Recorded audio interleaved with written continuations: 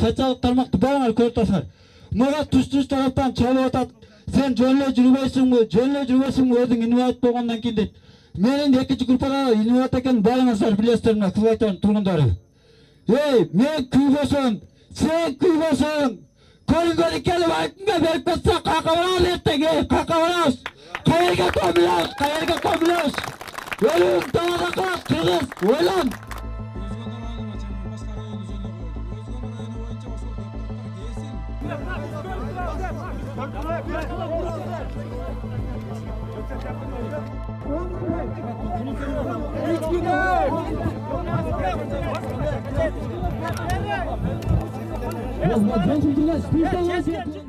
Жоқ, біз көнбейбиз. Біз наразыбыз ол 20 алганына, біз наразыбыз. Бизге толугу менен жерибизди бошотуп койсун, суусуну кандай кылып алса ала берсин. Ошо илгеркидей эле биз эл жерди пайдаланайлы. Ошол биздин талабыбыз. Азыр кеткиле эми 10 күндө кайтып келгиле дейт. Кетпейбиз дедим мен. Мына жерде өзүбүз немелерге айттым, жетекчилерге. Биз жатабыз, качан биздин талабыбыз канааттандыралык болгондо анан кетебиз. Отурабыз ушу талада.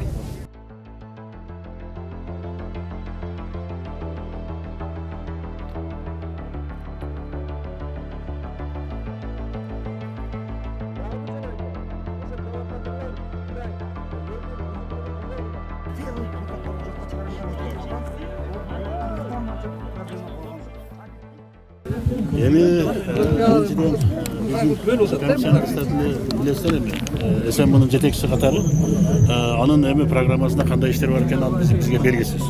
Биз как өкүлчүлүк катары биз өзүбүздүн тиешелүү ошол эмен элдин үнүн жеткизебиз. Анан алар кайсы күнгө программа кылса ошол күнгө кайра келип эл менен жолугушууга аракеттерди кылабыз.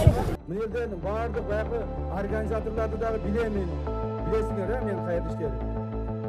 Организаторлорду дагы билемин. Ким организация этип атат, ким кантип сүйлөшүп атат.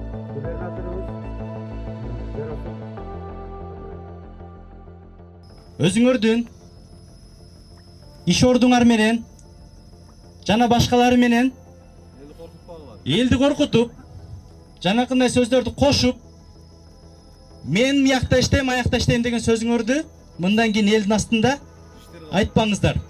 Ел билет сиздердин кайсы жерде иштегениңиздерди. Жана ел билет сиздер ал жерде убактылуу отурганыңарды. Ел менен сиздер ошол жерге баргансыздар.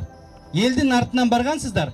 Элди сиздер биринчи катарга коюп, ел менен эсептешмейинче сиздер эч убакта саясатчы боло албайсыздар.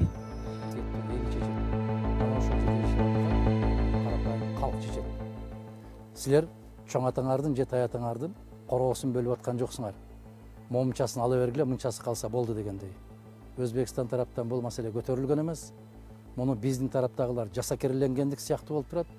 Анын үстүнө болгондо дагы өзгөчө кызматтын жетекчиси кое тургула мен Ташкенттен барып сурай келейин дегендиги бул өтө жагымсыз көрүнүш.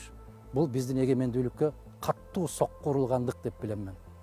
Маселе үчүн Бишкекте же түздөн түз мына ошол Кызыл Октябрь айыл өкмөтүндө, Карабул айыл өкмөтүндө, Төрткүл айыл өкмөттөрүндө чечилбей туруп, Ташкенттен чечилиши керек. Бул уят маселе.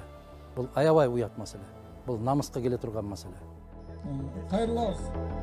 Бардыгына ушул кыргыз элим жерим деп